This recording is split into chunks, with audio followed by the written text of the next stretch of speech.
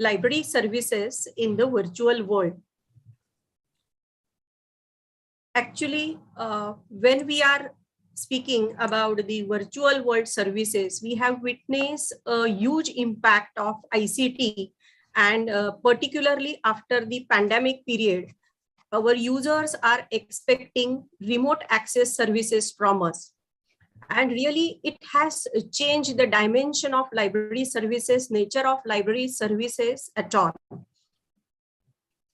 Our demands of users are changing than ever before. And in such a scenario, the focus of us is totally to raise the quality of services which we are providing through the virtual world.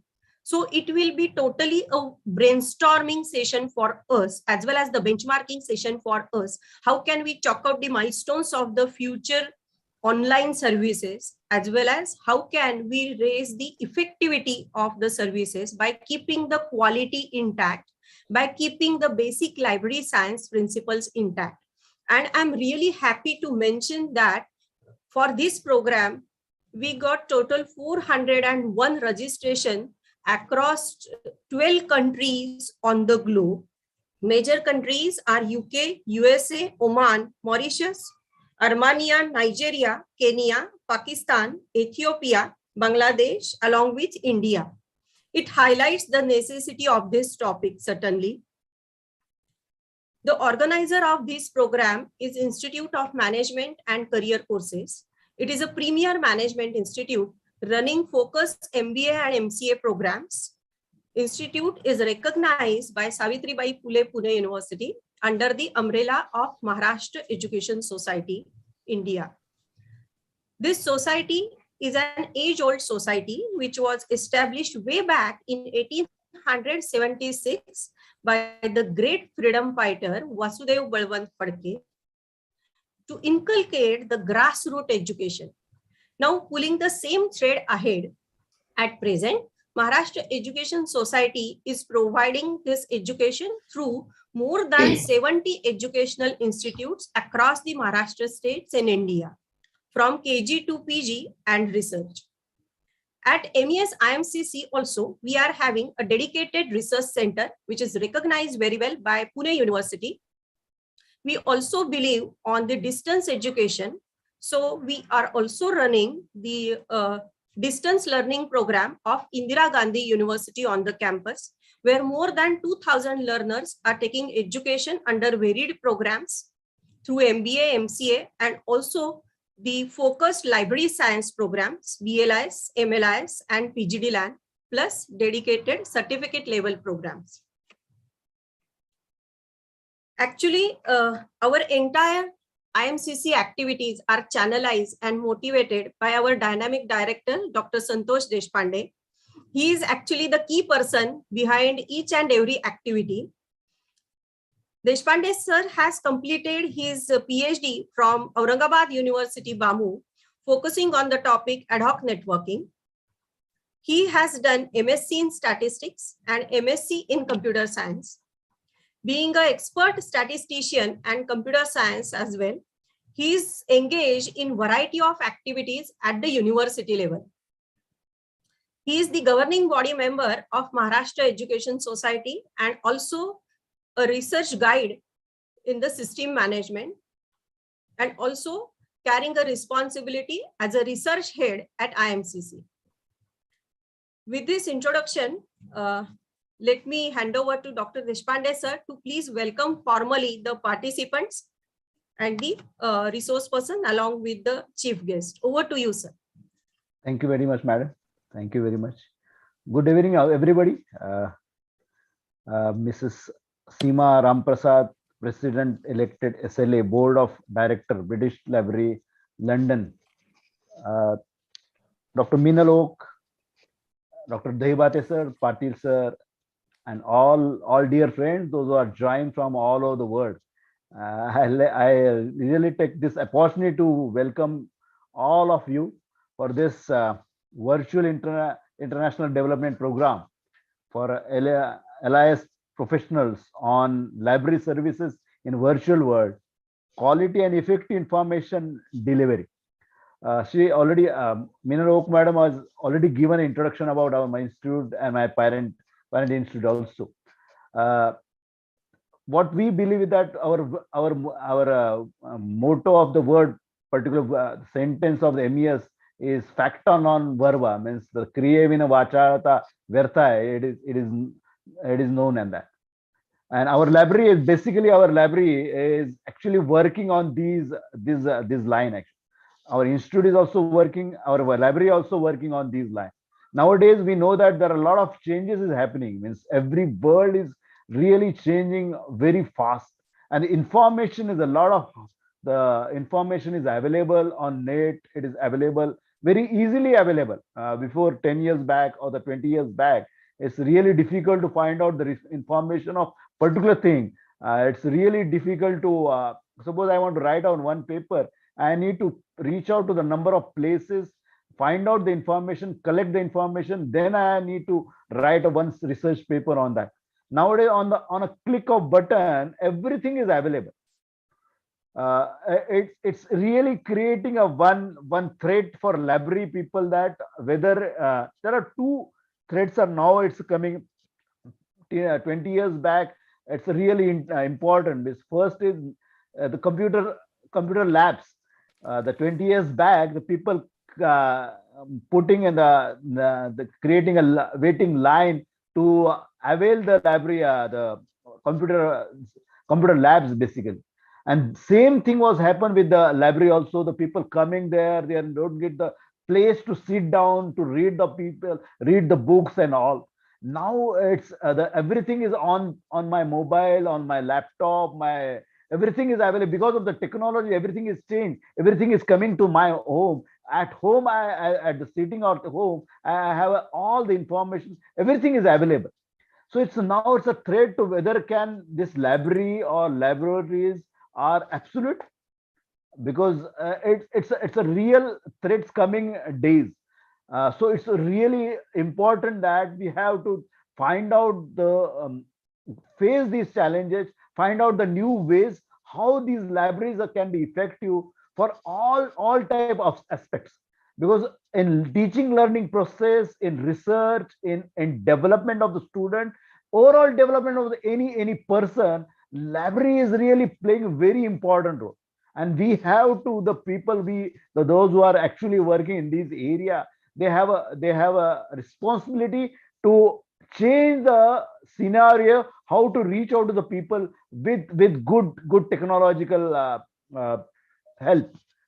So this is the challenge to us. We have to face this challenge. I think these are people like you, Seema madam, Oak madam, Dehibate sir, and all these other people, those who are joined throughout the world, from different part of the world. They can provide some guidelines to us. They can give something, some insight related to library, and how these libraries can be utilized, useful for the development of the nation, for the development of a person, for the development of any institute. Because it is always says that libraries are the mirror of the institute. I can, when I goes to the library, I will get that how the institute is growing, how the institute is coming up. So we have to consider this fact, we have to consider these things, and then we have to design one roadmap for next 10-20 years. So this 2 days, the expert can give us ideas, and we can write down one white paper on this, and we can publish this. This is my suggestion to the Meenal madam, or the team of the Meenal madam. Basically, they can write down one white paper on this, particularly this 2 days workshop, and this we can publish that, and we can design one prospective plan based on that. On the base on that, we can design some mission for a vision statement for an institute, so that will help us to in a next 10-20 years. Basically, IMCC is working in a MBA, the Management Institute. It is designed for specifically to provide education in management, education with values, education with some ethics. So because MES, Maharashtra Education Society, is working with the ethics and the values, so that can we give some these values and ethics to management people, because those who can manage, if they have this vision, then they can develop the good nation, they can develop the good country, I think. So with this word, I welcome you, all of you, and I hope that these 2 days people can enjoy, people can interact within them, and something will come out from these 2 days. Thank you very much. Thank you so much, sir, for the channelization you have done from your side. And really, he has portrayed the challenges as well as the changes which are taking on the front of LIS world. And being a service industry, what is our role and what should we have to do in this regard to retain the goodwill as such, and really to retain the quality of services in the virtual world. That is really a challenge. So to discuss all these things, let me introduce and welcome first our chief guest, Seema Ramprasad, today's inaugural chief guest of this virtual international development program. Seema Ramprasad, she is the president SLA elect 2022-24, originally from Trinidad and Tobago. Seema Ramprasad, she went to London further to study information and communication. Interestingly, after completion of her information and communication studies, she worked for PricewaterhouseCoopers in their Business Information Center and the intelligence unit at the Greater London Authority. She is currently working at the British Library Business and IP Center for starting up and growing businesses. I think this is the key work of Seema, which she is dealing with the startup agencies to providing the variety of services from her end. And the result is so much of interest that she helped more than 10,000 of such startups, not only in UK, but also at the international level. So this is the real work which we require to portray our goodwill in the virtual world. That's what I believe. Seema is an advocate for library and information services and recognizes the profession as it develops. She uses new technologies for collaborating information and knowledge across subject areas and borders. She serves on the SLA Board of Directors as President-elect, Chair of the Task Force on Reopening Specialized Libraries, member of the PREP Council and initial member of Task Force on Diversity, Inclusion and Equity. She also volunteers in her local community. In spite of all these activities, she is equally interested in the local community organization. That is so much fascinating and interesting matter for all of us. With this introduction, let me invite our inaugural chief guest to please deliver her talk. It's all over to you, Seema. Thank you so much for accepting the invitation. Over to you. Thank you, Meena. Namaste, everyone. Good afternoon, good evening, wherever you are in the world. I am Seema Ramprasad. I am coming to you today on behalf of SLA, which is Special Libraries Association. Obviously, I'm the president-elect. I've been a member for about almost 18 years, and it's a great organization that's helped me get to where I am today. So thank you on behalf of SLA for inviting me to speak, and I'll give you a bit of the agenda so you know how I'm going to spend the next hour with you.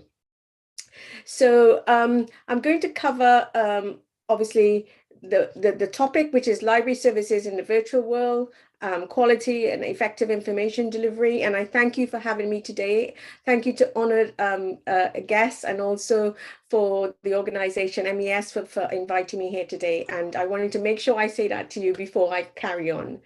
I'm also going to talk a lot about SLA in the beginning, maybe about 20 minutes to cover the work that we do, and also the uniqueness of specialized libraries and its international coverage of a professional network across the globe for information, knowledge, specialized libraries, and everything that falls into that category.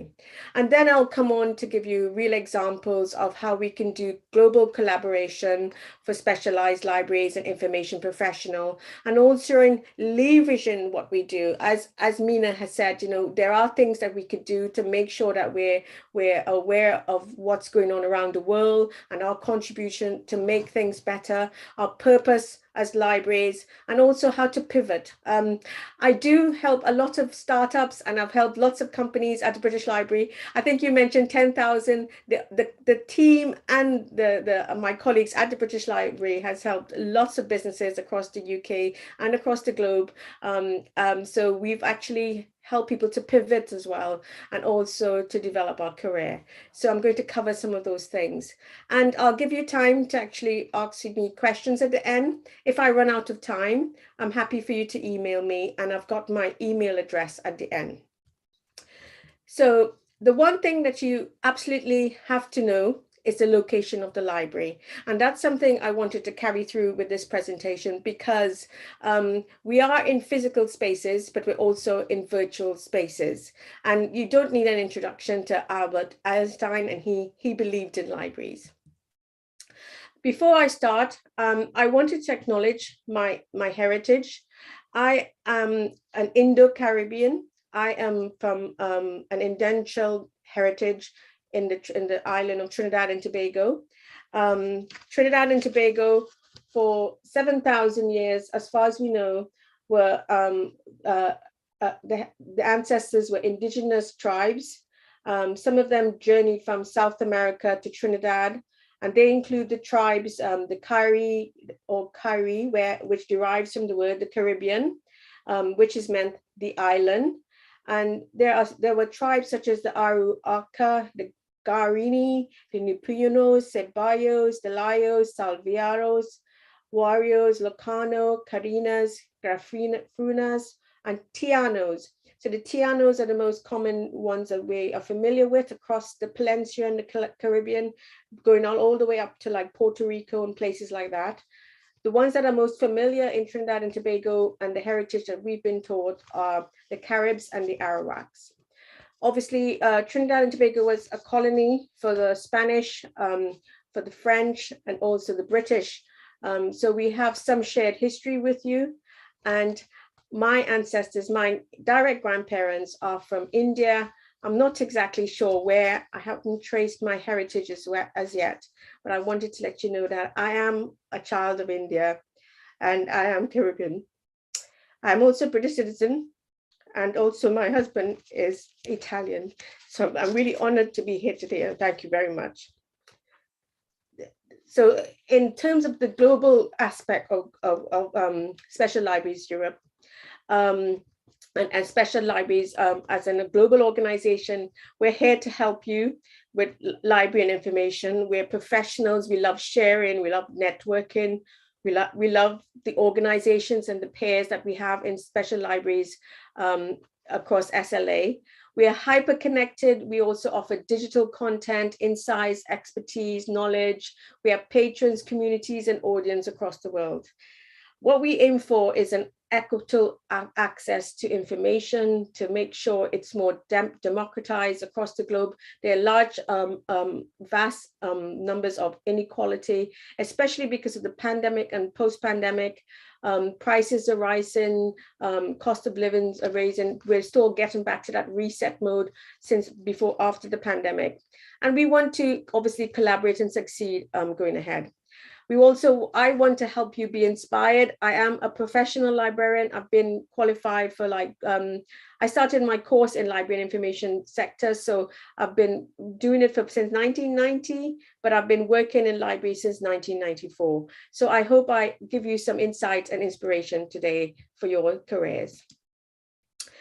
SLA, Special Libraries Association, we have about 75% are special, normal, regular members who are actually active in their profession. We also have student members, we have retirees. The organization itself has been going for over 100 years. So it's a very well recognized organization to actually be a professional member of. I would recommend it highly to get involved and be a part of it, especially students, for this global network that we offer you. These are some images that I want to share with you, some of our members. Jill actually is a professor. I think she's slightly retired now, but she still teaches information management in the New York State. These are events at our conference. The one on the right where people are waving, that's when I went to the New Orleans Leadership Symposium. And these are events that we had across the road. So there's some in London. There's also Dr. Praveen Baba, who's also the SLA Asia chapter currently. He's also a fellow of SLA. So, do connect with Praveen and also ask for his support in India. Catherine is also our president, and we've also had, distinguished invitees present awards to Praveen and other members at our events this year. And this is also me when I went to visit Dublin. So across the globe, there's about 3,000 members currently. Sometimes we offer things for free, so we don't always have members, but we ask you to obviously engage with us and become our members and benefit from the value of SLA. Geographically, we're in 52 countries. The top countries are the USA, the second Canada. There's very much a high North American presence in SLA, and Europe actually is the third largest sort of geographical location for members. Obviously, the United Kingdom is quite active, and we do great things here.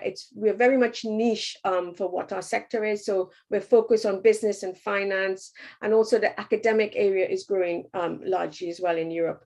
And India is also the largest, highest member in terms of volume, in terms of people that we have here. So there's a great network of SLA members in SLA Asia, and some of our members such as Jai Bhatt and Nabi Hassan, they're very valuable members to SLA, and we hope that you can benefit from their knowledge and expertise as well.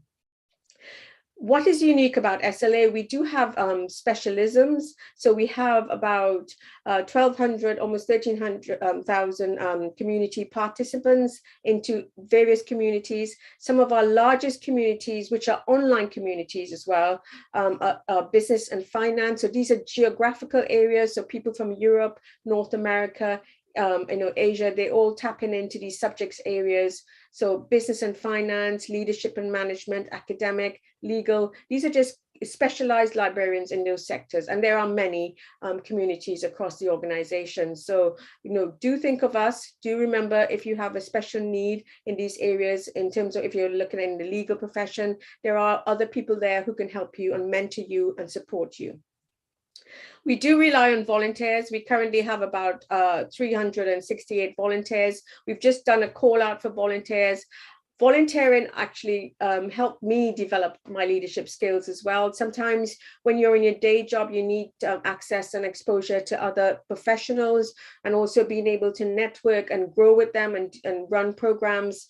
It gives you an opportunity to grow and also develop your skills. So I would suggest to get involved in whatever organization that you're interested in. We rely on our members, we rely on our volunteers to guide and drive the organization. So it's definitely one of our main core work that we're doing, and we like to recognize these volunteers as well for their time and effort that they dedicate to the organization.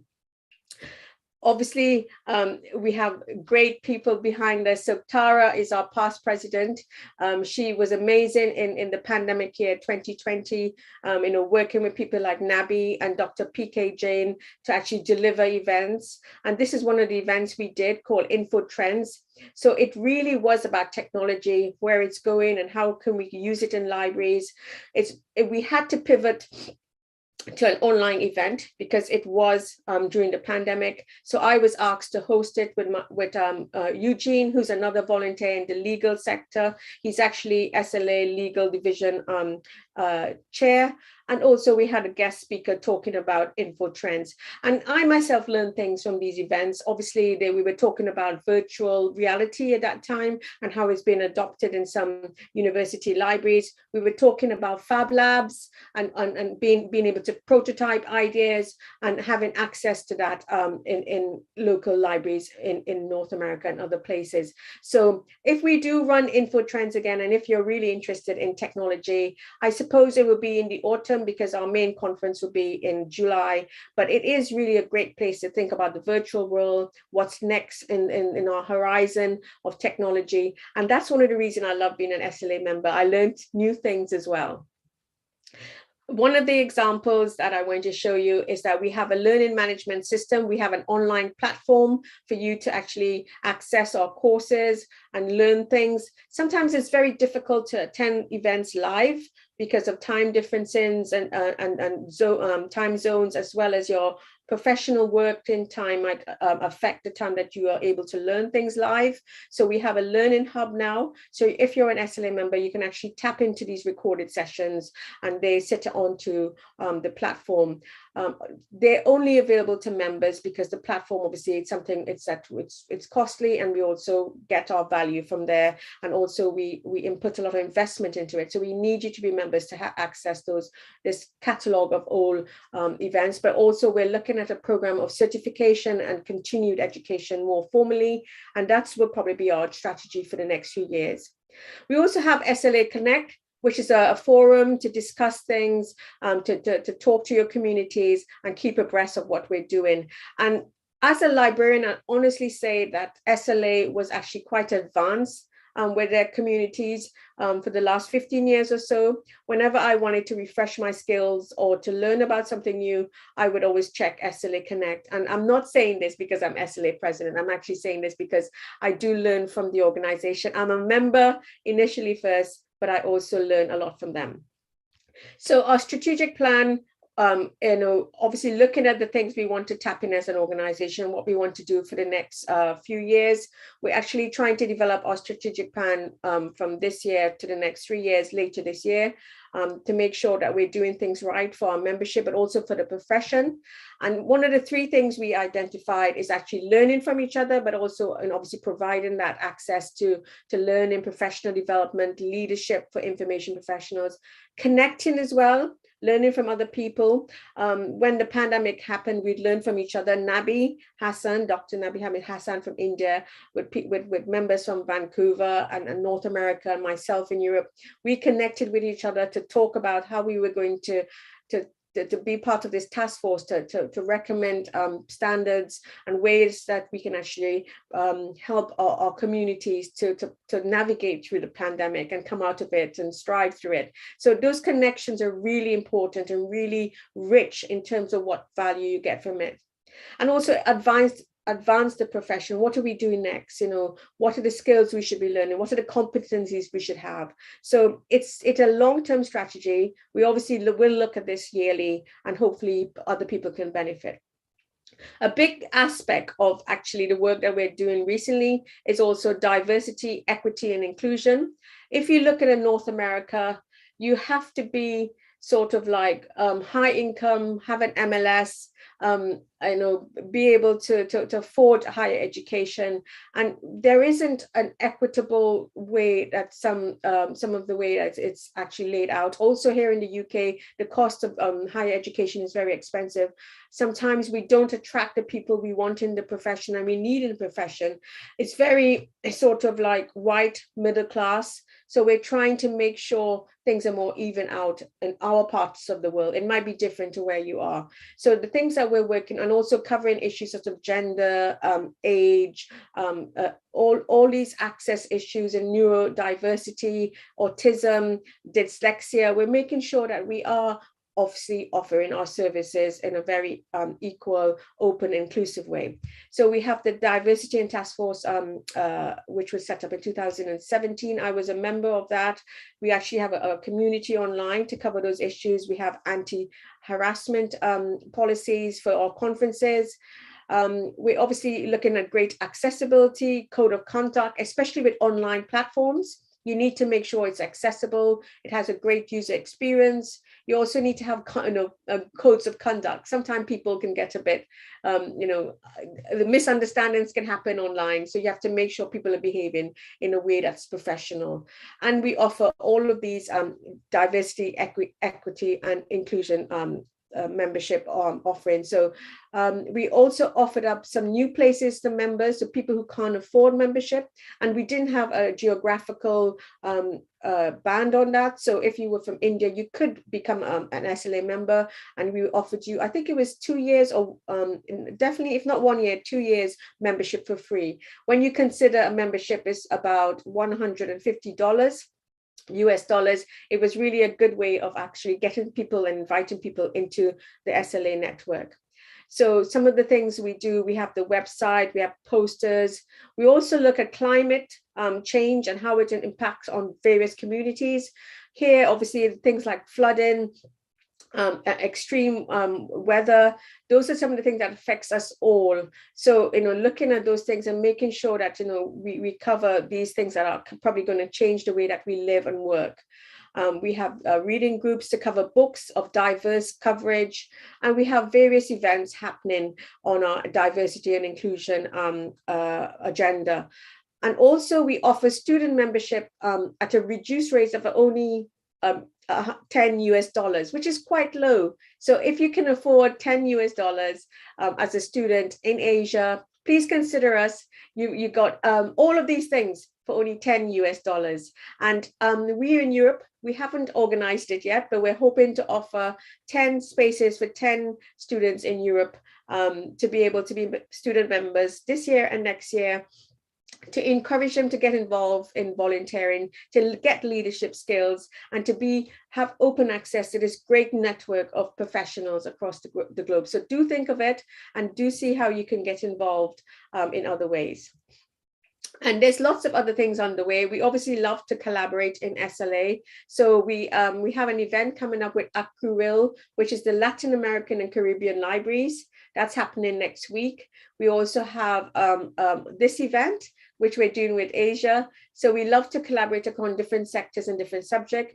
We might change our name because it's called Special Libraries Association, but we need to recognize the new roles and the new profession, such as data scientists. We need to understand knowledge management, where people are not actually physically dealing with books.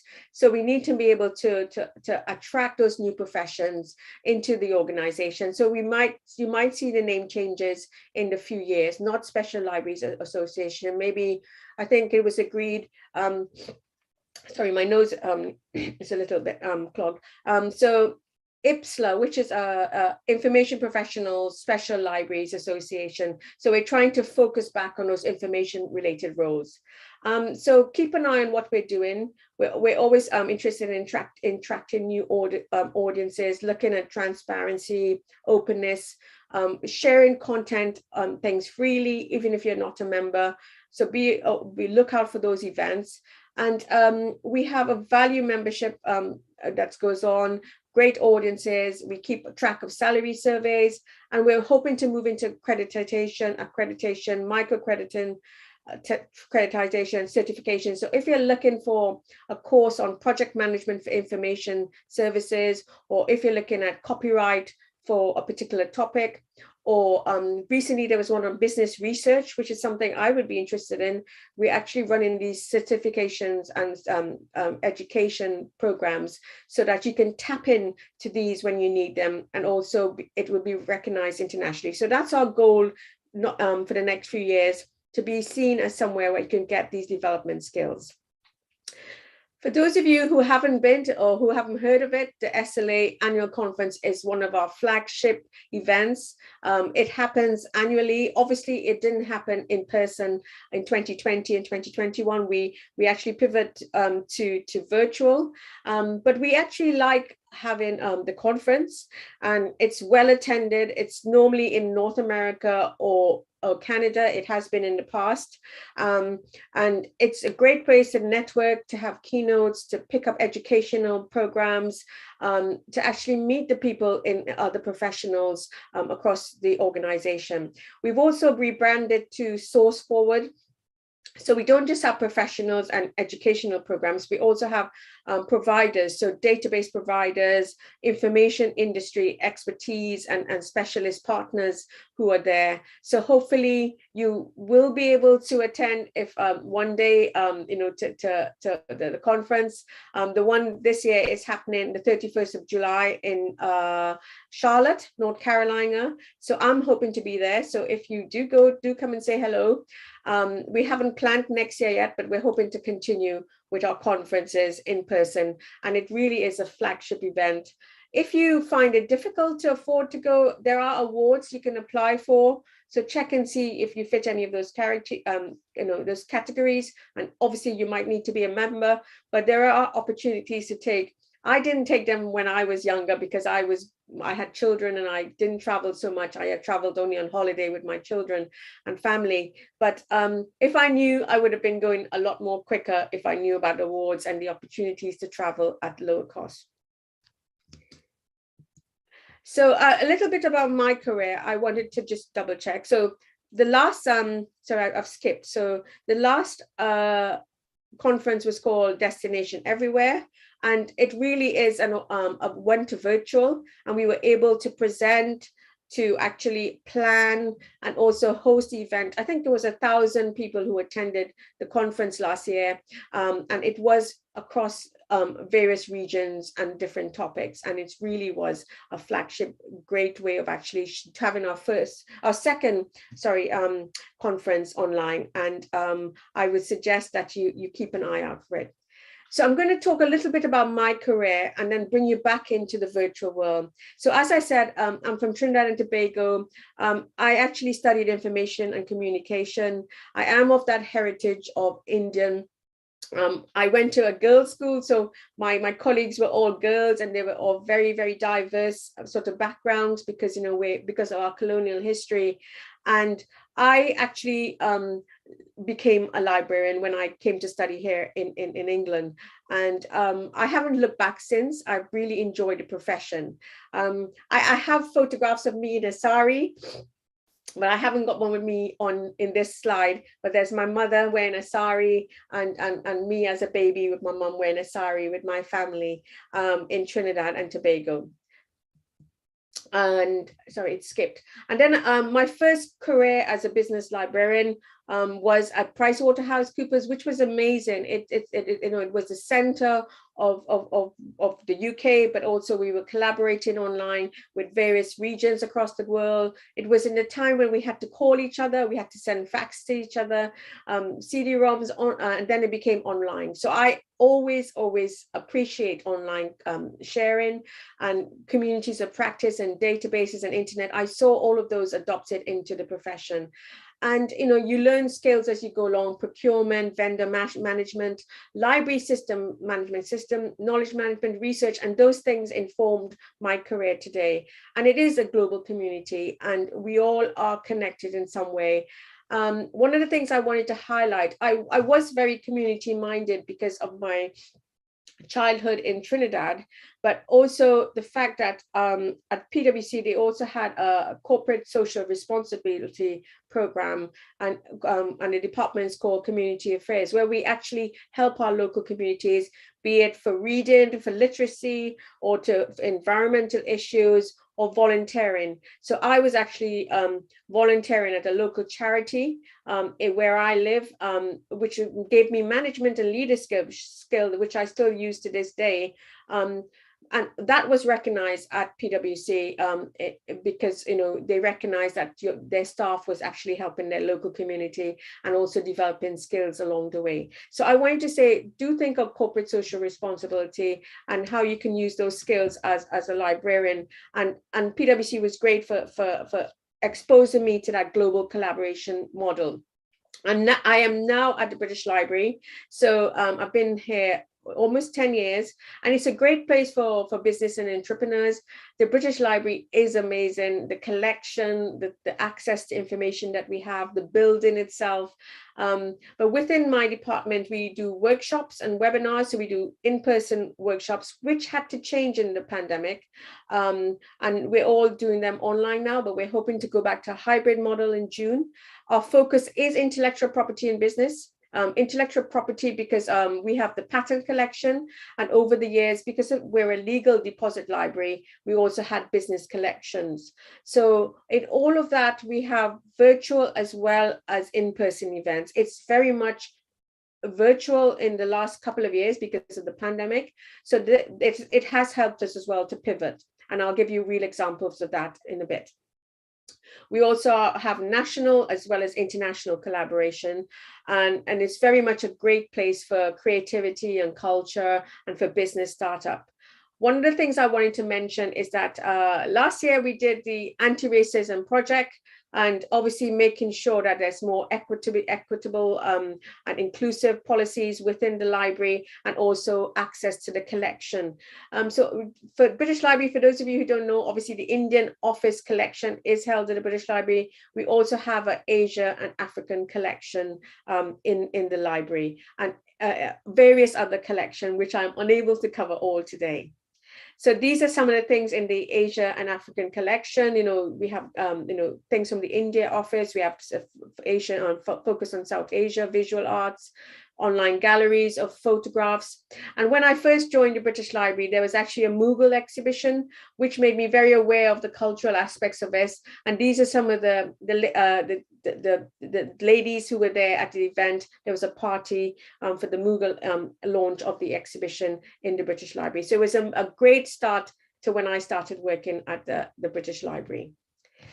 So now I've covered with you, what our purpose is at SLA. I've covered with you what the things we are doing, how great the organization is for me, as well as for people who are willing to actually grow their profession, and also the things that we're working on and the learning facilities we have at SLA. So now I'm going to talk to you more about the virtual world and how we use that purpose for libraries and information professionals and pivot that and take that forward and make sure, as the honored guest was saying, we are used for entrepreneurial ways, we're used for business, we're used for empowerment, for education, for actually contribution to the economy, creativity, all those things that libraries are great for. So some of the words that may come to mind is, in terms of the professional library, is intelligence, leadership, library services, information professionals, artificial intelligence, digital content. These are the things, subject matter experts, these are all the things that libraries represent, and they're not all, it's not exhaustive. There's lots of things that libraries do. So the World Intellectual Property Office says, libraries are great. The role of libraries are gateways to knowledge and culture. Libraries play a fundamental role in society. The resources and services they offer create opportunities for learning, support literacy, education, and help shape the new ideas and perspectives that are central to a creative and innovative society. Things don't stay normal, things actually change and develop. So my career, 30 years ago is not the same. Technology changes, things that we should be concentrating on and doing and strategically looking at change as well. So the profession and access to content and information and physical spaces all should change over time. So the purpose of libraries, there are lots of reasons that we still need libraries. These are some of them. Libraries are safe spaces, they respect history, librarians digitize influential primary sources, libraries as publishers, libraries as make spaces, libraries guide you to exactly what you need to know. Everybody knows about Google, but sometimes we need the help of an expert. And libraries are great. So we have a purpose. We have a reason to help our communities, our customers, our users, whatever category you put them in, we are very helpful. Google could bring back 100,000 answers. A librarian can bring you back the right one. We still need those expertise. And we had an event at the British Library yesterday with the business and IP network across the UK. And a lot of the information professionals there were saying this, people have access to information on their smartphones and their devices, but they still need access to expertise or content that's held in library that are not free on the internet. So my real examples are based at the British Library. So the British Library is for anyone who wants to do research, be it entrepreneurs, academics, commercial organizations, creatives, or for personal research. And it really is in the heart of London if you do visit. And if you do visit, do get in touch and I'll be happy to show you around. But the main part of people coming into British Library is actually to do research. So they're actually looking at books, content online, on databases that they can't access in their homes or remotely. A lot of the time, people still need to have interaction with a professional, with a library professional, because of the licenses and agreements that we have with the content that we have, be digital or even in print. So we're a great place to actually allow this to happen, to allow this research and education and investigative sort of information seeking behavior to happen. Sorry, it's jumped a little bit. Let me go back. So that's research. So for those of you who don't know, Rolly Keaton is actually the chief executive at the British Library. And this is a great example of him talking about the purpose of libraries. And he mentions that we have a lot of purposes. We have to put users, the main purpose of the British Library to success are listed as putting users at the heart of everything we do, listens and innovate and adapt to a changing world, treat everyone with respect and compassion, embraces equality, fairness, and diversity, asks openly and honestly, and collaborates to do more than we could by ourselves. So we look at partnerships across the globe to collaborate with, and our purpose is to actually to share knowledge and to bring people together for understanding the world. And from a library perspective, we have common values and we hope to collaborate and learn from each other. Internationally, there's no boundaries. We can try and do things to actually share knowledge and to make sure the content that is there is shared and the expertise that are there are working on it together. But we also have to protect the spaces that they're in. So there are other libraries across the globe and we actually collaborate with them. And there's lots of work done by the British Library in terms of international collaboration. But our purposes are there. We are custodians, we are for research, we're for business, culture, learning, and internationally we have lots of partners. So I know we are talking today about virtual libraries and how we can collaborate globally, but I wanted to remind you that we are also physical spaces. And this is some of the examples at the British Library. So we have the newspaper library, which is very mechanical in our Yorkshire-based site, which is about a few hundred miles away from London, where our newspapers and other content is held. The newspaper library is very mechanical, very, very advanced in terms of retrieval. It's very mechanical, very automated. But we have physical spaces where people come in to actually access digital content and to get that space, to get that learning environment, to do research and to study. Also, we have spaces for exhibitions and for taking those books and those content and creating stories with them. And people also need space. We have, these are the open spaces, the picture on my right, which is black and white. This is looking from a view on top of the British Library. So people come in to study as well. And this actually is in the cafe. It's not in a reading room. It's not in one of the library collection rooms where you access the collection. It's actually where they bring their devices and study, or be in a cafe, drink a coffee and meet with a friend. So these are libraries as spaces. Obviously, they're doing some sort of digital virtual things, but we also need to be together. And we haven't been able to do that a lot in the pandemic. And this is something that people actually want to do now going forward, because they actually zoomed out, or they actually want to connect, they want to meet people. So it's a mixture of both, content, but also space. Obviously, things were disrupted in the pandemic. We couldn't access the physical space, so everything went pivoting to online, and it was a great way for digital transformation for any organization. We were able to do the things that we weren't able to do before. We were able to make staff work from home. We were able to get content access at home. Everybody switched to virtual private networks. We also had Zoom or Microsoft Teams delivered to all staff. It's not something that we did systematically before. We were very much a physical libraries, access to digital resources, but the way that we work changed in the pandemic. So we could help each other by using chat, we can actually ask questions. We can still ask questions online, and we can access information actually via the expertise from staff remotely. I had a meeting this morning with one of our database providers, and we both were working from home, but we were actually talking about the licenses that relates to the content at the British Library. So you do have to have a sort of like digital as well as physical space where I still work. I know some libraries, I imagine like PwC where I used to work is very virtual. You probably don't need to be in the office anymore, and it's dealing with different things. But the fact that, you know, we at the British Library, we still have a physical collection, we still have terms on condition that only relate to access in the British Library.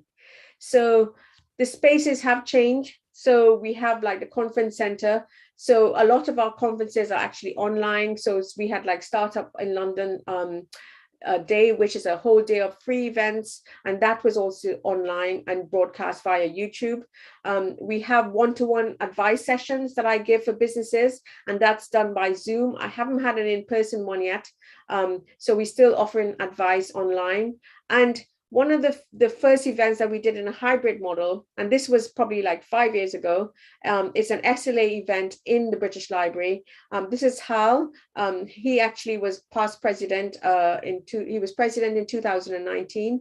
So he's presenting about his career, and we actually had people at the event in the British Library, but we were broadcasting across the globe. So that was a bit of a hybrid model that we did a few years ago, and we're hoping to implement that from June at the British Library. So offering our expertise, offering on our education, our learning programs, in person, but also virtually, is something that we hope to do in 2000. And also, when we're also helping businesses, we're helping people to grow, and we're helping the economy, we're helping startups. So all those things that comes back down to us being valuable to society and to the economy is really important.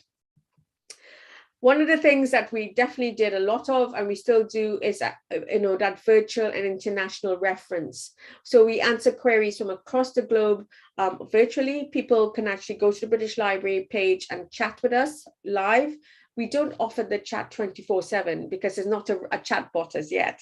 But some libraries do, some retailers do offer chat bots, but we offer a real person behind the chat, some system that would chat with you about your reference inquiry, and also using the system called Lib Answers, and also we actually you know, if we find that it's getting too detailed, we would offer you an in-person meeting or so on. So we do have that chat feature. We do offer that inquiry reference system that's online and offered across the globe. And that's something that you can do now at the British Library. And that was very popular when we were not open as a physical library, but as a virtual library in the pandemic, at the height of the pandemic, where we weren't allowed to go into the building. So it's a great way of engaging with us with a quick chat or a more detailed inquiry where we might take 2 or 3 days to come back to you. So those are some of the great things we do at the British Library: events, webinars, and inquiry features. And we actually delivered a lot in the pandemic. We have one-to-one advice sessions for businesses. We have workshops. We offer guides for like different industry sectors where people can get an idea of what they're going into: food, fashion, international business, imports and exports, business consultant. We offer what resources are available in the library. And if you need that detailed reference, or if you need that one-to-one, then you interact with us as professionals. We also had programs that were done online, such as the Erasmus for young entrepreneurs, so helping small businesses across Europe and in supporting them for 6 months and giving them exposure to grow their businesses. That was something that was done by my colleagues, but obviously it was done very much online. But someone physically going from one European country to another European country to get that expertise or that mentoring or business exposure to help them to grow their business. And obviously we'd use things such as social media for our blog posts. We use We use Twitter, we use Instagram, we use LinkedIn to share our stories and to inspire other businesses. And we also do that at SLA or any company that's very digital and has a high level of digital engagement and virtual sort of presence. You use social media because that's where your audience is. That's where your customers might see you.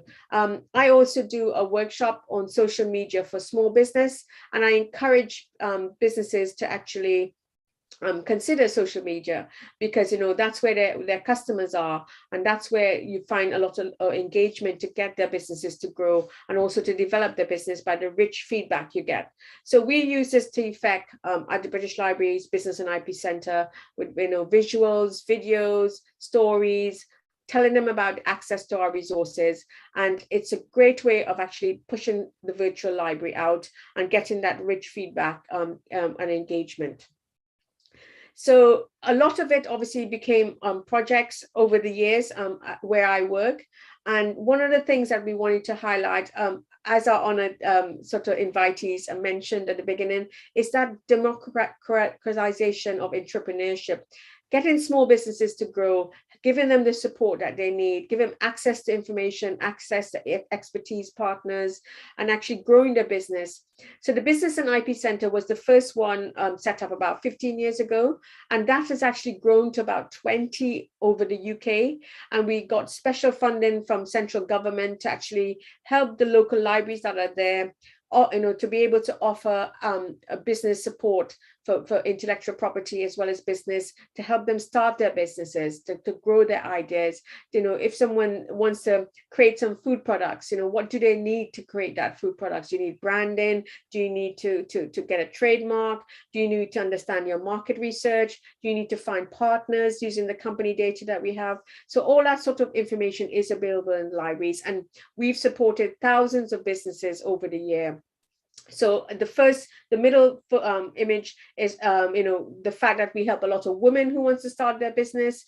We also help lots of people from ethnic minorities in the UK to grow their businesses, and also people who are made redundant or things that they feel that they can do themselves. And we've proven that we can generate employees. We've proven that we help the economy. The money that is invested into our departments actually help the economy. So we've had to prove that. We've gotten really good at it, and the existence of the Business and IP Centre just at the British Library, the first one was at the British Library, is now replicated to quite a few libraries across the UK. And I haven't seen some of them all, and I've met some really new ones that have only been set up. One in Oxford was set up last week, and apparently they have a green screen where people can take photographs to their business. They have help and support in a fab lab if they're creating a prototype for a product that they're developing. So all of these things are available in the physical space at these libraries.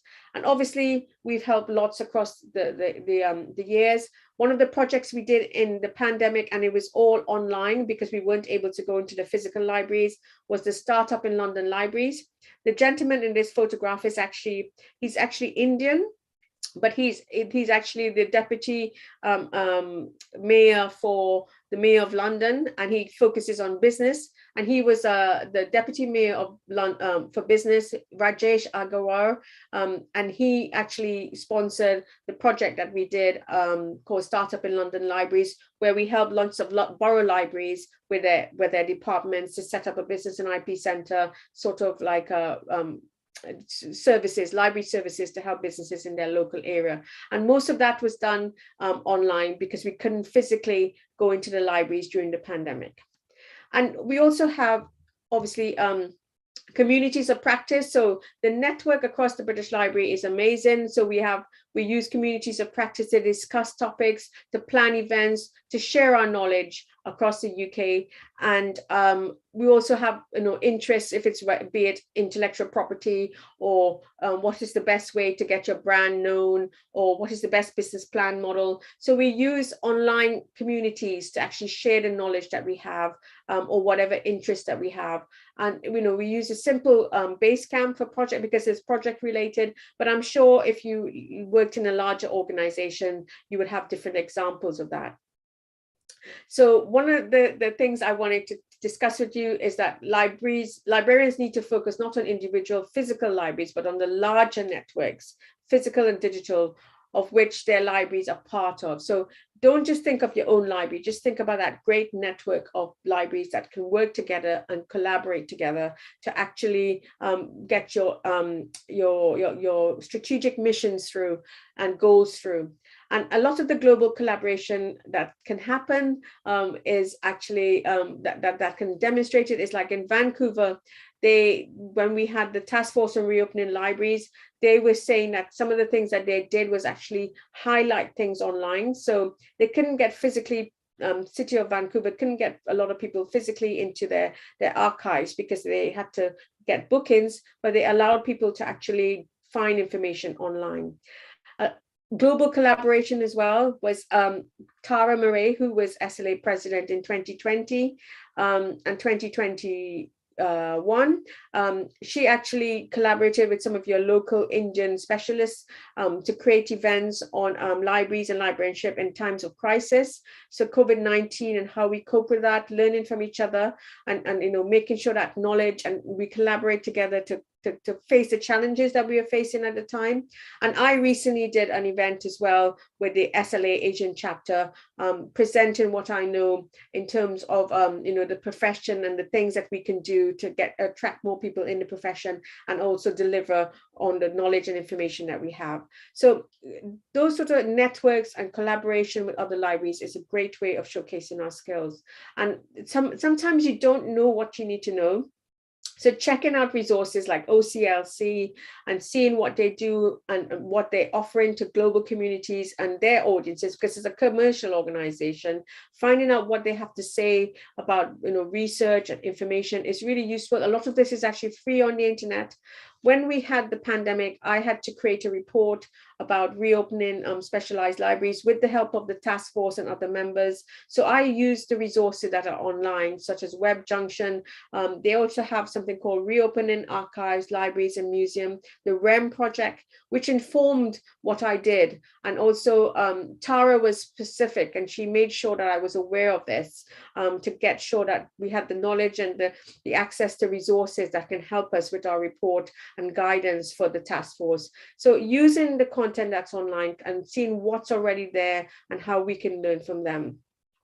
We also work in a virtual world, so you need to think locally and globally.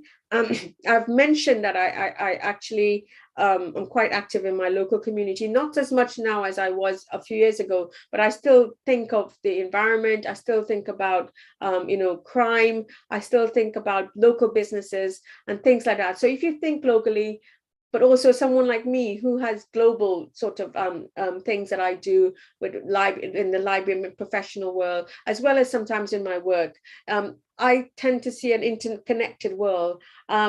I am from Trinidad and Tobago. I live in London. My husband's European. So I do sort of go from local to global, but that's not just me.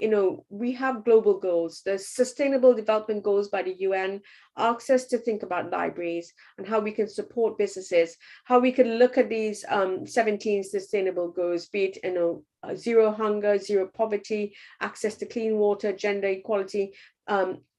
Libraries sits right in the heart of them as well, in terms of supporting our community, supporting business, not just on a local level, but on a global level, and also being responsible. So things like the environment. So when we had a Startup in London Day, which was in November at the British Library, I gave a talk on sustainability in business. And obviously I had to prepare work for it. I did a presentation on it, which was on YouTube and shared with our attendees. I think we get to thousands or so attendees, and that also goes into our YouTube channel.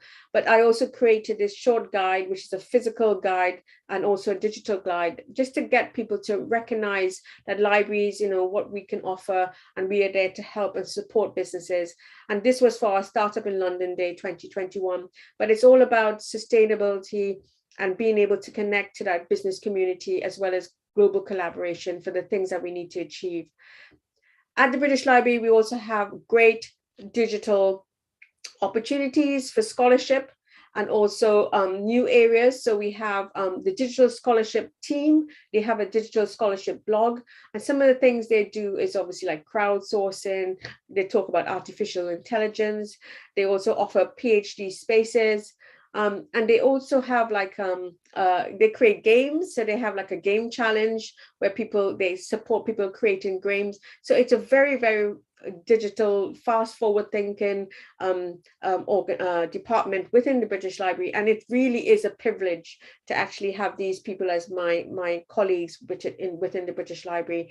I learn so much from them and what they're doing. So do have a look and see how they, the things that they're doing. You can subscribe to their blog or look at their website. And obviously things like that they do are like crowdsourcing projects. Some of the things they've engaged with is like almost 3,000 volunteers. They have lots of contributions, and they've done about 175 projects in just one aspect of the digital scholarship team. So people think of librarians as just books and journals, and they're sitting there, but it's very much a fast-moving, high-tech, very engaging, very important role in terms of economic development, technological development, but also academia and everything. So it's very interconnected. So do think of us and support the profession and be a part of it. Another aspect of the British Library that is really techy and virtual is web archiving. So the web archive is something that we do at the British Library. We do an automatic crawl of things across the internet, and that is actually stored every year and actually stored. So we collect a number of important websites frequently, up to daily, and these are often through not always news websites.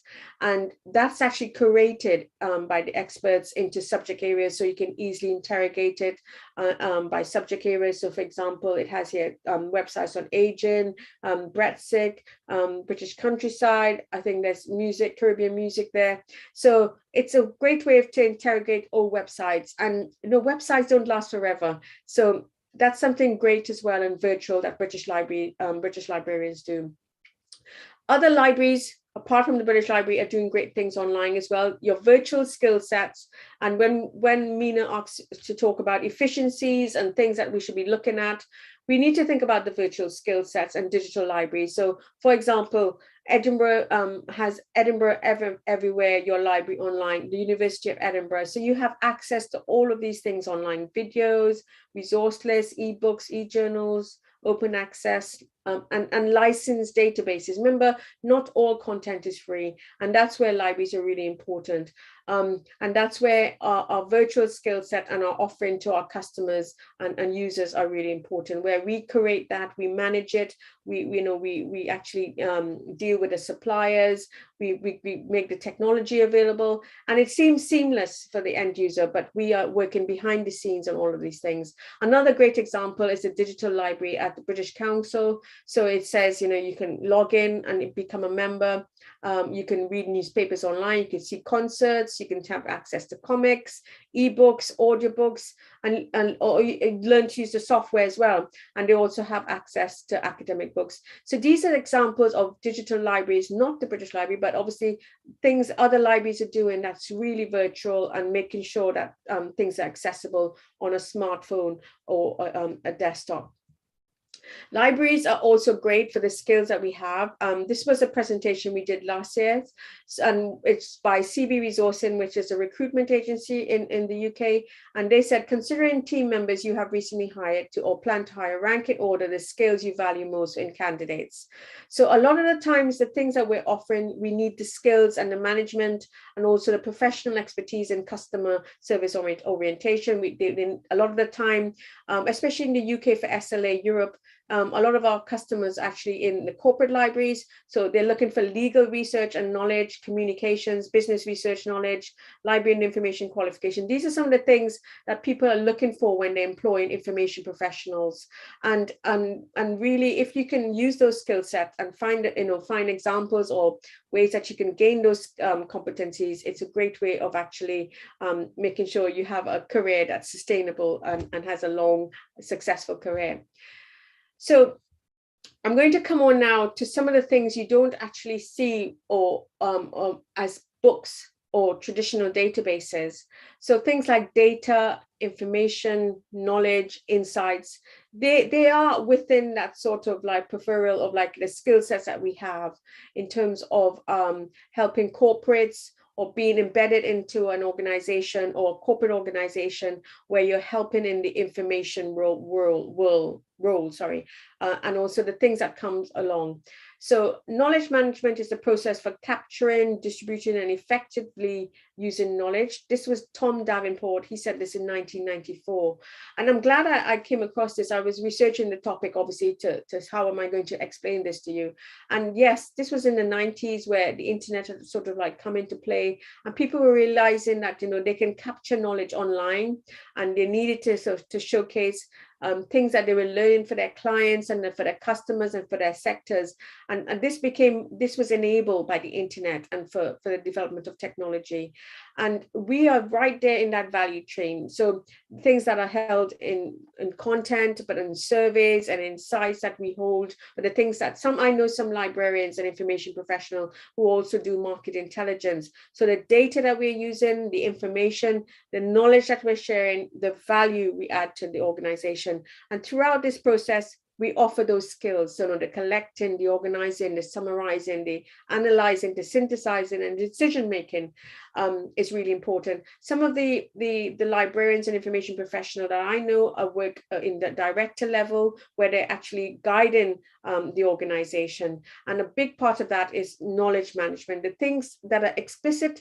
So the things that we know, the things like books, reports, white papers, market research, things that are books generally published, those are explicit knowledge, things that we can capture, content on databases.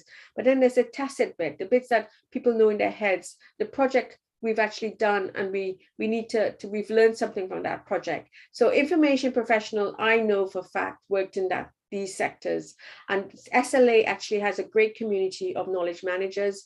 And they actually do this in their day roles. So if you want to know more about knowledge management and how important it is for companies and for governments and so on, do look at our knowledge management community on SLA. And these are some of the ways it manifests itself. So knowledge management, this slide on my left is from the National Health Service in London, in the UK. So some of their framework is like the learning that goes on before, during, and after a health procedure, and facilitating that learning, collaborative work online, and the knowledge assets that they gain from those processes. So this is just one example of one organization encouraging their staff to connect people to create, share, and exploit knowledge, connecting people to information they need to develop and apply their knowledge in new ways, connecting people to the tools they need to process knowledge. And this is right up to date with the National Health Service. So it's better knowledge, better care at the National Health Service for the UK.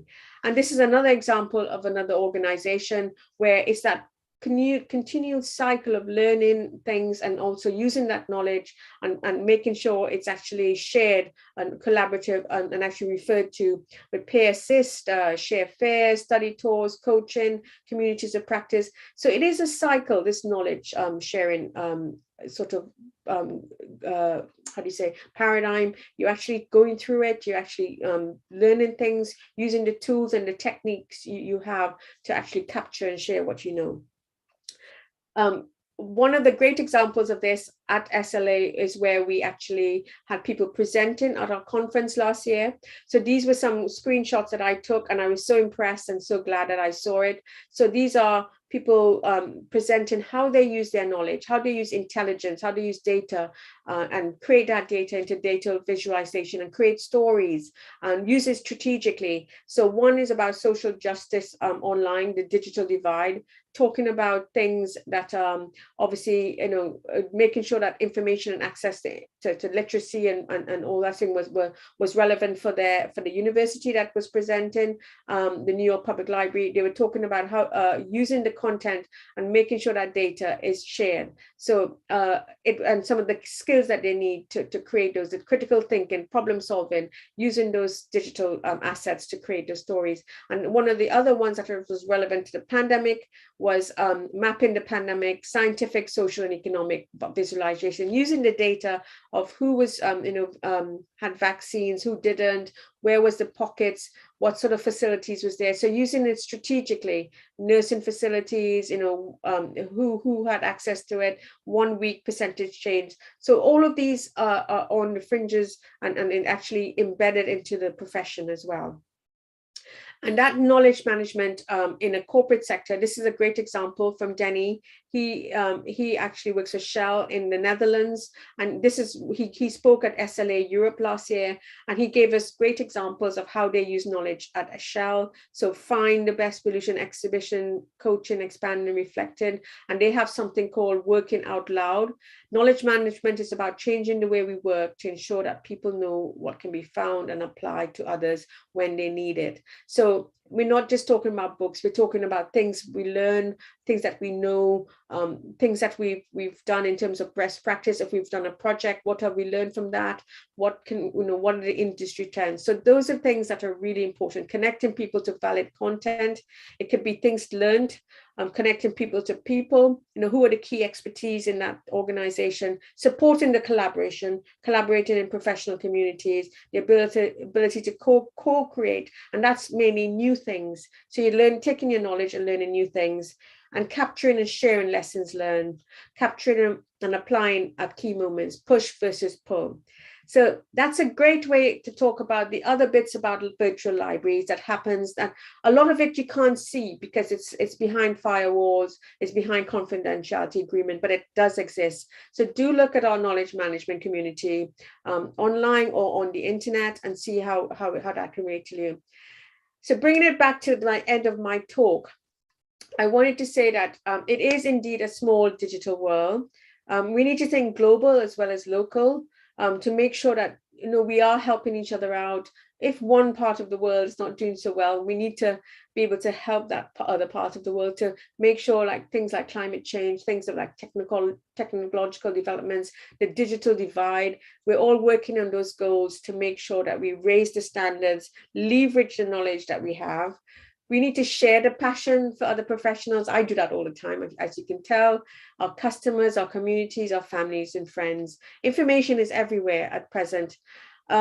Look, I am quite prolific on social media, so use digital technologies, blog. I have my own blog. I write the stories that I want to write about. It might not be work related. It might be about cake. It might be about what it means to be a global citizen, and things like that. So using our skills and our research technique skills and analytical and critical skills to write is a great way of showcasing your profession. I am a volunteer. I've been volunteering constantly for 20 years next year. So I've learned other skills that I probably didn't pick up in my job. So I'm a part of the digital communications for SLA Europe. So I do their Facebook. I learned about their website. Our current volunteer, she's amazing, and she does things voluntary on our website.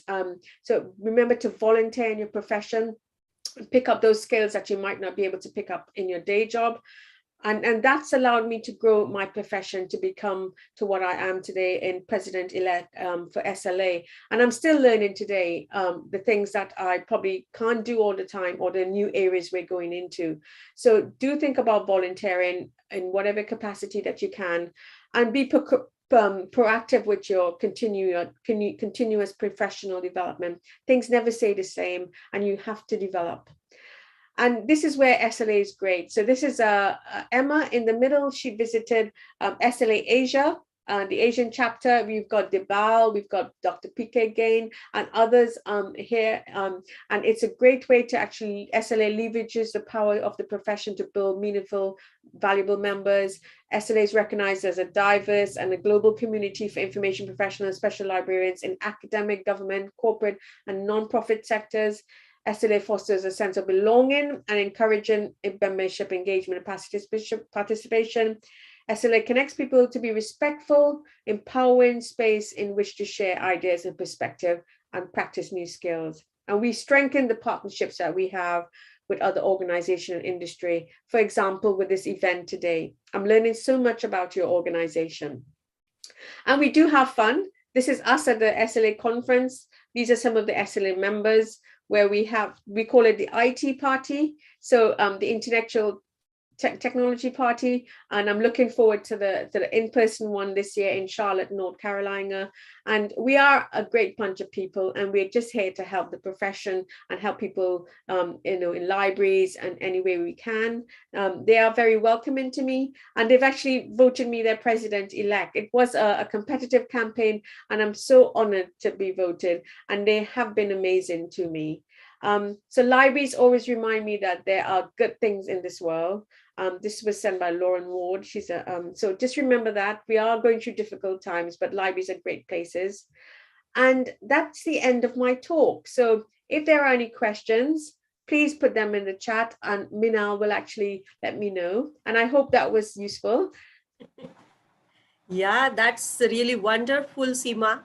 And really, it's a great opportunity for all the registered candidates so far to hear from the horse's mouth exactly what is the SLA and what are the beautiful activities SLA is conducting, even for the freshers rather, and even at the student level, what kind of the activities you can promote, and you can take the better advantage at the global level. And this is really good opportunity actually for the freshers and students, and also for the professional LIS people across the globe, not only in the particular country, but from each and every country. Almost all the LIS professionals are dying to be a member of SLA. And this is my own experience. Last two virtual conferences I have personally attended, and really it's a golden opportunity for me to go through the variety of discussions, online activities, and really actually a complete green ground in front of us. So there is a large room to play once you enter in SLA at the global level. And really, it's a feeling that you are working on the global level as a global LIS professional. So really, it's a good platform, and really you have opened so many channels in front of the candidates. So I'm sure that they will take the benefit of all these activities. The second part of your session, which you highlighted, it was your career. Whatever you have built up so far through your business, startup, services, and all that, actually you are providing a customized package service to each and every business startups. And I think that is the key success of your profession, whatever actually you are doing at the British Library. That's why so many startups, they are looking for getting your service support. And I think that is the major difference, what Google and all the search engines are providing, and what a library person can do for the startups, or rather business professionals as such, because they need such more customized package services where authenticity matters a lot. Yeah. So there are so many questions, Seema, for you. And I'm happy to mention that today, out of our resource personalities, Jay Bhatt from Drexel joined, and Ashish Biswas, he also has joined. He is going to speak on scholarly communication, and Jay is going to communicate on open access. The third resource person joined is Dr. Subhash Athawale. He is going to speak on the educational policies. I welcome all of them. And along with that, I also welcome Dr. Dehibate sir, who will be the chairperson of the third day sessions. With this, I would like to raise one question. This question is from Jay Bhatt, and it is on the three fronts. The first background is about the convincing matter. Right now, we all are utilizing virtual mode. During the pandemic, entirely we were working on the virtual mode. Now we are trying to utilize both online and offline. So Jay is quite interested to know that how we are going to convince administration, because many times administration, they are thinking from their point of view. Dr. Deshpande sir also posts so many things in his speech, that what is the ROI of the particular service, or even still few of them are thinking that Google has everything. So in today's scenario, Jay is interested in knowing that because of this information load and growing exponential huge amount of information, how we are going to highlight that use of these advanced search features to find out the most relevant information with authenticity are really beneficial. So how we are going to convince the administration, that is number one. So again, I'll go towards number two. Better, I think, or shall I go towards number two?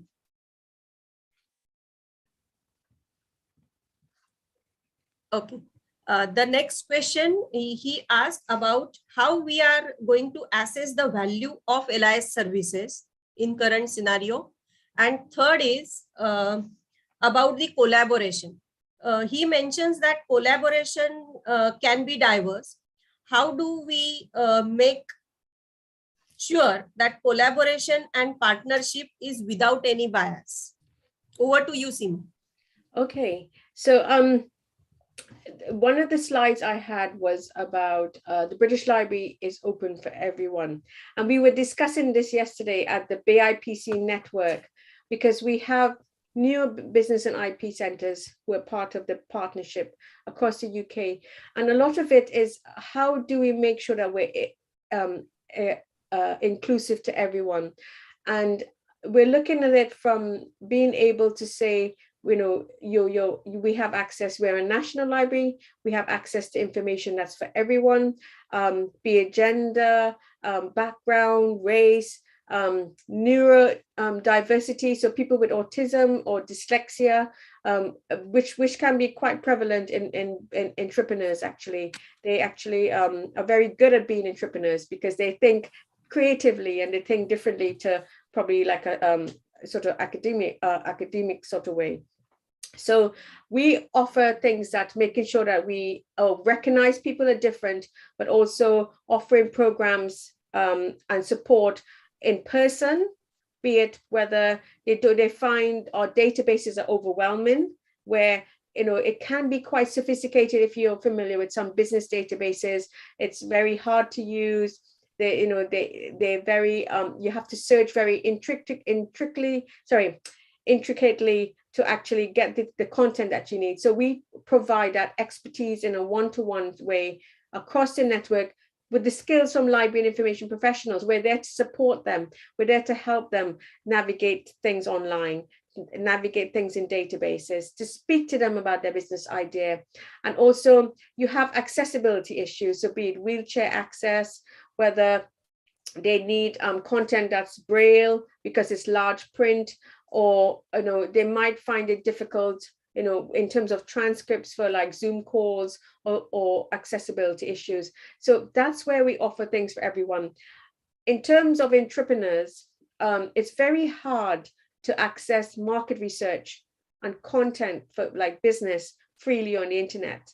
So we are actually paying those subscriptions. We're getting central government money or local government money, also some of the British Library money, to provide that content to our audience. And that's something that makes sure that we democratize. There was a slide I gave where was it democratization of entrepreneurship. We're making those resources available to everyone, that someone can't buy a market research. I can't afford to buy some of the market research. One report is like £2,000. So it's really expensive to actually start your business without the support of our department. And that's one of the ways that we break down those barriers. We make sure that people are aware that we're there to help and support, and we try to become inclusive in the library services that we offer. Not everybody actually likes online. People actually like physical spaces as well, because it's overwhelming if you do it online all the time. They like to make those connections, but the pandemic changed those things. So we actually had to pivot online. And I think that's why I wanted to say today, we need to be able to offer things online as well as in person. And we always had a webinar program, even though before the pandemic, we actually needed to have that option for people to access information. Yeah, thank you so much, Seema. I think the assessing services will become more and more critical, and rather it must be a continuous activity from the even administration point of view, and also for justifying the value of library also. What do you think in this regard? Seema, over to you. So administration of it. So sometimes it's really hard to actually provide the services as well as to manage the things that we want to do. So having the support of like projects that we actually do, and looking at it from a strategic point of view.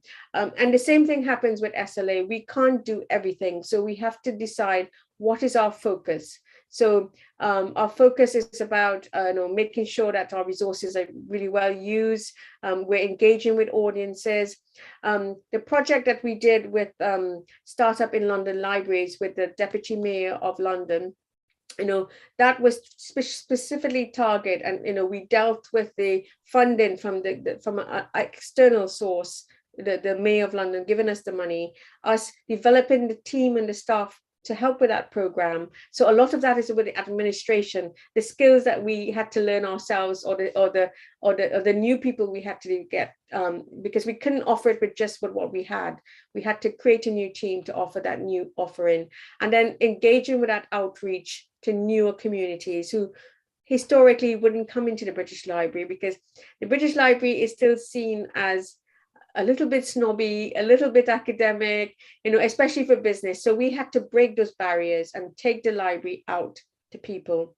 And that's where the administration of it, the project management of it, the funding, developing a team, an outreach program. And then we started an in-person event, but then it had to pivot to online. So all of those challenges required us to share with each other, to collaborate with each other, to learn from each other, to get the support we have from government as well as local government. And also the British Library, one of the main values and also work that it does is for the business community. And so we had to ensure that we were fulfilling those missions, and hopefully it was hard. I mean, I used to have do a workshop every Tuesday in this room, because we couldn't physically go to the libraries in the pandemic, but we covered it, and we achieved our goals in the mission in terms of the outreach and the new areas we were going to, using those project management skills, those leadership skills, those funding and bidding, as well as specialist library expertise that we had. And funny enough, the project closed last year, but we're having a party, acknowledgement party this Friday at the British Library in the Knowledge Centre, where the chief executive, there's a photo I had in my slide, he's going to acknowledge the closure of the project and the achievements of the project. So it's never a straight line. It's never very easy. It's a lot of hard work, a lot of project work, but we got there in the end. Yeah, I think a lot of strategies also how to reach the unreached. So there must be a channelized mind behind that. And that's great to know a variety of things from you, Seema. One more thing I'm interested in knowing, being a business librarian, what are the major business information databases you rely on while customizing your package services to startups, especially? Okay, so there's a great database that I think it's only UK relevant, but it's called Complete Business Online Reference. It's called Cobra, actually, like the snake. Okay. And it's really good. It actually has things like business opportunities you might be thinking of, whether it be a retailer, or developing a product, or aromatherapist. It gives you a whole synopsis of what are the key issues, the trends, the courses you might need to take, the emerging trends, the licenses or the health and safety issues you might need, and also what support there are in terms of other trade organizations and international organization or best practice for that sector. So that's great for starting a business, and it's one of our heavily used resources, but it's only centric to the UK. But in terms of other global databases, we have like things like Frost and Sullivan. You might have heard IDC. So we have Frost and Sullivan. We have eMarketer, which is a global database for digital content. So if you're looking at e-commerce or different platforms, you know, like when I do the social media workshops, so I needed to understand TikTok a bit more. So I go on there to find out how are businesses using TikTok. So that's a great resource. And we have others such as Mintel, Passport, Euromonitor. I'm not sure. It does have global content. So someone wanted to know how many shampoos were sold in India. We can actually find out data for people. So it's a really great resource. And another great resource is the company databases. So we encourage people to do business to business. So the collaboration, you mightn't be in competition. So a big part of SLA is actually encouraging people to understand competitor intelligence. But from a business point of view, you're also looking at for partners and alliances to develop your business.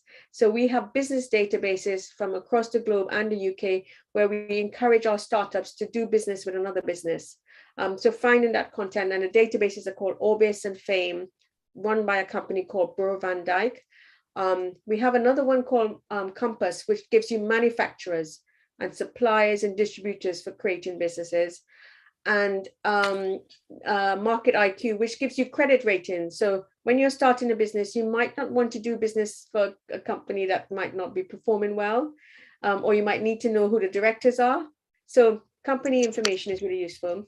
And lastly, and not least, the EIU is amazing. The Economist Intelligence Unit for geographical, geopolitical content and economic content. And also we have a lot of academic databases, obviously, at the British Library. So EBSCO, Business Source Complete, ABI Inform, Factiva for news and content. That's for very niche businesses. So we have about 30 in the Business and IP Center. All are very expensive. So that's why you need the libraries. You need to have a membership or to get access to those content. And because I work at the British Library, there's thousands of databases. There's the Vogue Archive, there's British Standards, there's scientific journal databases. Actually, I was interested in knowing that only, that everything Google cannot answer. So what are the things which needs authenticity? There probably you will not get answer for every question from Google. You need a specialist who will give you the special information with the authentic records. By utilizing that information, even the startups can run their business very smoothly, very speedily. Even that also we have witnessed during the pandemic, right, Seema, when everyone was running behind finding out the information how to develop the vaccine, and many of the open source journals were available during those days, how to develop the vaccines and all that. So information is very valuable. And what is the authenticity of information? So every time you will get the answers from such incidences, I think. Yeah, so one of the databases is called Mintel. And a lot of the time when you have startups, they actually pitch in for funding, or they're trying to make sure their business plan is genuine, it's viable, it's commercially correct, and it's actually not just a hobby or a dream. So they have to find all these facts for their business idea. And that's where the databases are really useful. So like the Mintel database, they have sections on market forces, market drivers, market segmentation, market trends. So it's very hard for a startup or person to get that information. So getting an organization like Mintel, who's created that in very easy, accessible content that can be put into a business plan, so that business plan could be taken to a funder or a local community developer. It's really helpful, because sometimes you don't have access to that information. You don't have the skills to do your own primary research. So having access to that information in a library is really useful. And they also have sections on like your customer. What are your attitudes to buying vegan food? What are your attitudes to new flavors? What are your attitudes to new technology? So understanding your customers is really useful. And so a lot of our databases do that. We have another database called IBIS World, which actually looks at manufacturing. So manufacturing across the globe, what are the key performance issues? What are the SWOT analysis? What are the percentages, the margins? Those are things that's very hard for someone to find out themselves. So having access to that information for a starter point of view, but also remember I worked for PricewaterhouseCoopers, so it was a large company, a global company, Right. and that same sort of content you actually used, so you would understand the industries, you would understand the customers that you were consulting for.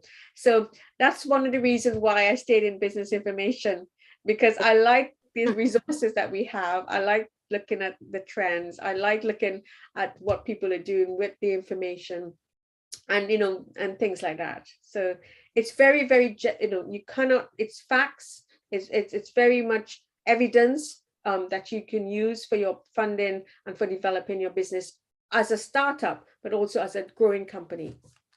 Yeah, that's true. So understanding the needs of your customers and accordingly to raise your standards so that they will get the maximum benefit. That's what is the key as far as any service industry is concerned. So that is the key message from you, Seema, what we get from this valuable session. And really, it's an interactive, wonderful talk to you. And really, it was a brain treat for all of us. And we are really happy to receive you. And it's our pleasure to receive you over here as a chief guest. And we thank you so much for giving so much time from your very busy schedule, rather. Being a business librarian, I know how much business librarians are busy chasing the targets, providing the deadlines like that. So thank you so much. Simultaneously, I'm also thankful to all the resource persons who have joined this session to listen and to discuss with Seema Ramprasad.